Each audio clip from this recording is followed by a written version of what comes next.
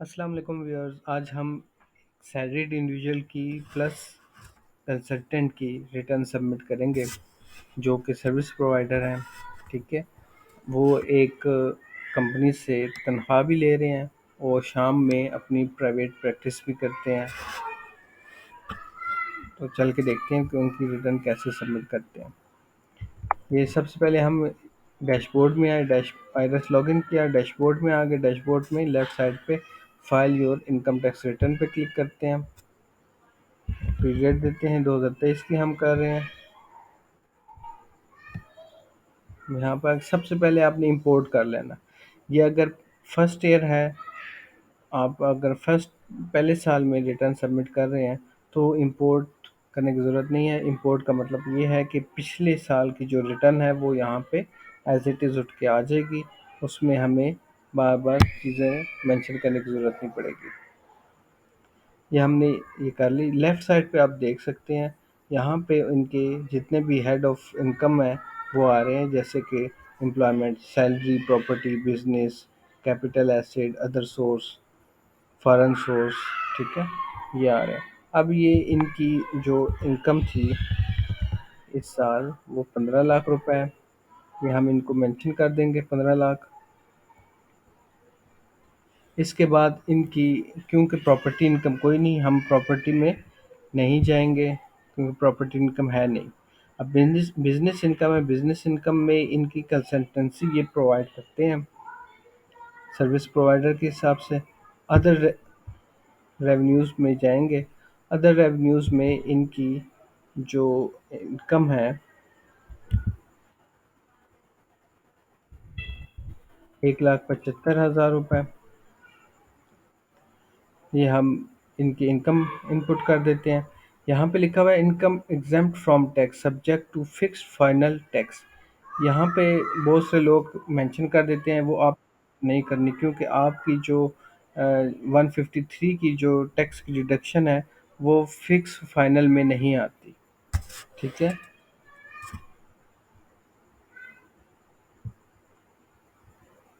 ये हमने मेंशन कर दिया। उसके बाद हम नीचे आएंगे। नीचे आके यहाँ देखें,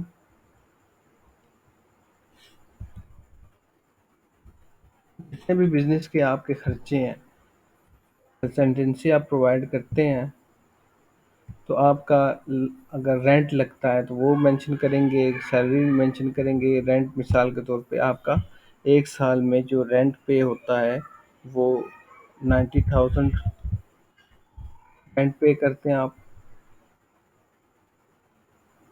लेट्स सपोज टोटल खर्चे ये 90,000 का रेंट है और कुछ भी नहीं। ठीक है, घर के साथ ही दुकान है, वहाँ पे कंसल्टेंसी ये प्रोवाइड करते हैं। एक ऑफिस छोटा सा बनाया हुआ है इन्होंने। ये जस्ट आपको समझाने के लिए। बाकी आप जो है सैलरी, अगर कोई बंदे रखे हुए हैं उनकी सैलरी यहाँ पे मेंशन कर सकते हैं। इलेक्ट्रिसिटी का बिल पे मेंशन कर सकते हैं। ठीक है, मैंने बस यहाँ पे जस्ट आपको समझाने के लिए ये 90,000 इनके एक्सपेंसेस मेंशन कर दिए।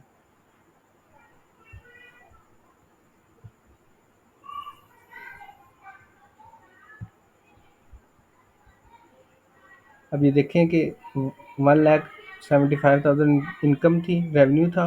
इस पे इन्होंने रेंट पे किया 90,000, तो 85,000 वो बता रहे हैं कि इनका प्रॉफिट आ गया। ठीक है, इनके बिजनेस में कोई कैपिटल, कोई एसेट्स वगैरह हैं तो वो लिख दें आप। अगर नहीं है तो कोई ज़रूरत नहीं है।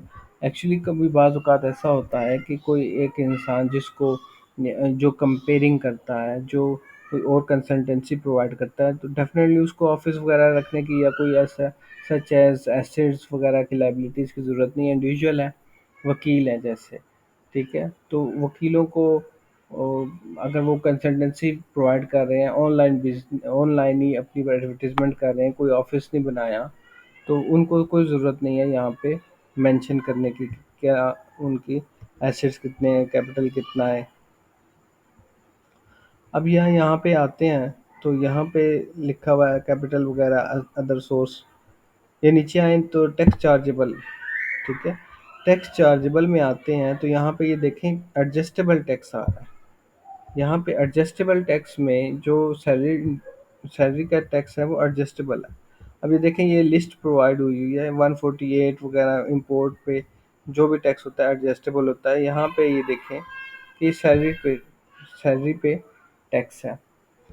लेट्स सपोज इनका सैलरी टैक्स कटा हुआ है 54,000।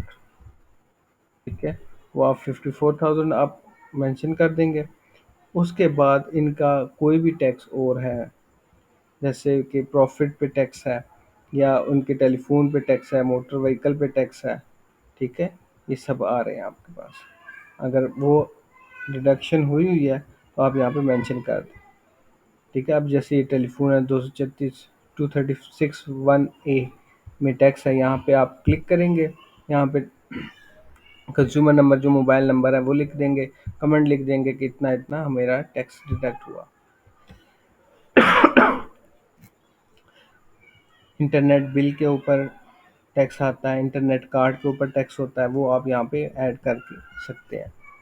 अच्छा, इसके अलावा आप ये देखें यहाँ पे आ रहा है final fix minimum average relevant reduced rates, ये सब इसी के बीच में आएंगे। यहाँ पे आप क्लिक करें, ये सब आपके पास लिखा होगा। ठीक है, अब क्योंकि 153 में ये टैक्स कटा है, 10% टैक्स है। ठीक है, तो यहाँ पे देखिए यहाँ पे आ रहा होगा आपके पास पेमेंट्स ऑफ सर्विसेज। ठीक है, पेमेंट ऑफ सर्विसेज ये मुख्तलिफ कैटेगरीज हैं। यहाँ पे आप नीचे आएँ तो यहाँ पे लिखा होगा 10%। ये payment of services under section 153(1)(b at the rate of 10%।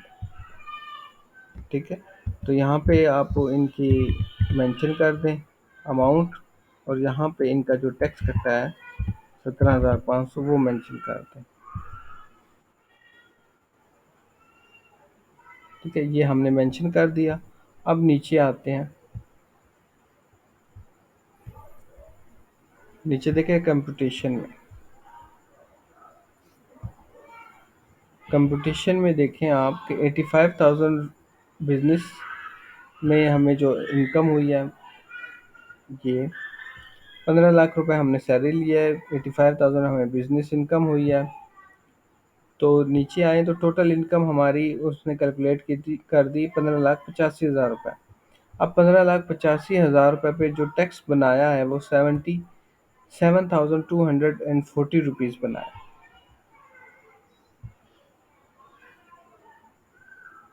हमने जो उसको पे किया है वो 71,000 पे किया है। ठीक है, ये difference of minimum tax chargeable आ रहा है, ये विच एवर इज़ हायर के हिसाब से वो आपको ये चार्ज कर देता। अब ये देखें ये यहाँ पे वो एडमिटेड टैक्स बना रहे हैं। ठीक है, 5,740 रुपये एडमिटेड टैक्स बना रहे हैं। यहाँ पे आप जो ही क्लिक करेंगे अपने टैक्स पे करना चाहते हैं, तो जो ही आप क्लिक करेंगे तो वो आपकी पीएसआईडी जनरेट कर देगा और आप वो इजी पैसा से ही कहीं से भी पे कर सकते हैं। अगर आप इस टैक्स को और मज़ीद कम करना चाहते हैं तो डेफ़िनेटली आपको या बिज़नेस के खर्चे डाल दें। ठीक है, अब आपको बिज़नेस के खर्चे डालने पड़ेंगे। आज जैसे कि मैंने रेंट डाला है, आप इलेक्ट्रिसिटी बिल भी डाल सकते हैं। तो वो इतना जितना कम हो सकता है वो आप कर सकते हैं, लेकिन कुछ ना कुछ आप ज़रूर पे करें। ठीक है, अब ये नीचे आएँ आप, ये वेल्थ में आ गए। चलिए मैं पहले पीएसआईडी बनाना बता देता हूँ आपको। यहाँ पे आप क्लिक करते हैं, ये सबसे पहले हमें डाटा सेव करना है। ठीक है, ये डाटा हमने सेव कर लिया। सेव करने के बाद हम पीएसआईडी यहाँ से जनरेट करते हैं। ये सब उसका नाम वगैरह सब कुछ आ गया, ये जस्ट जनरेट पीएसआईडी करेंगे तो ये जनरेट हो जाएगी और वो हम पे कर सकते हैं। ये देखें, ये हमने किया, ये पीएसआईडी नंबर है, ये पीएसआईडी नंबर है, ये हम अपने इजी पैसा अकाउंट में डालेंगे। ये नाम वगैरह इजी पैसा में खुद आ जाएगा और अमाउंट भी ऑटोमेटिकली इजी पैसा वाले उठा लेंगे। अच्छा, वेल्थ स्टेटमेंट में आए। वेल्थ स्टेटमेंट में हमने यहाँ पे पर्सनल एक्सपेंसेस, बिजनेस के नहीं, बिजनेस के वहाँ पे हम बिजनेस की कैटेगरी में हमने डाल दिए थे। ठीक है, अब पर्सनल एक्सपेंसेस जितने भी हैं वो हम यहाँ पे मेंशन करेंगे। आप चाहें तो वन बाय वन इसको लिख सकते हैं, चाहें तो लमसम अमाउंट में भी लिख सकते हैं।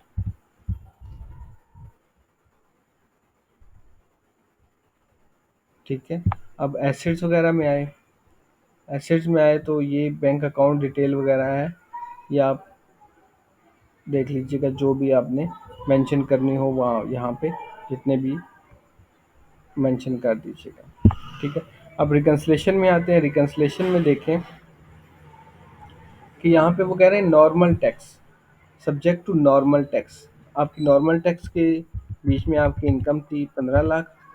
अब subject to fix and final income जो है वो कितनी थी, 1,75,000 रुपये हमारी फिक्स एंड फाइनल की इनकम थी। अब हम नीचे आते हैं, देखिए अनरिकनसाइल्ड अमाउंट। अब इसको कैलकुलेट करें। कैलकुलेट किया हमने, कैलकुलेट लाजमी आपके 3,25,000 रुपये हमारी जो है वो अनरिकनसाइल्ड है। इसमें यहाँ पे आके आप ऐसा कर सकते हैं कि ये जो कैश है इसको आप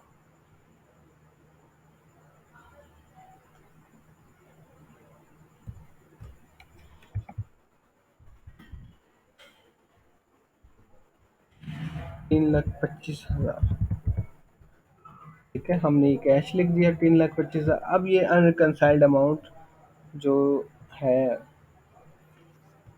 वो ज़ीरो हो गई। अब आप अपनी रिटर्न सबमिट कर सकते हैं। ठीक है जी। अगर ये आपको वीडियो पसंद आई है तो चैनल को लाइक करें, सब्सक्राइब करें और बेल आइकन पर क्लिक करें ताकि आइंदा आने वाली वीडियो आपको मौसूल हो सके। Thank you very much. अल्लाह हाफिज़।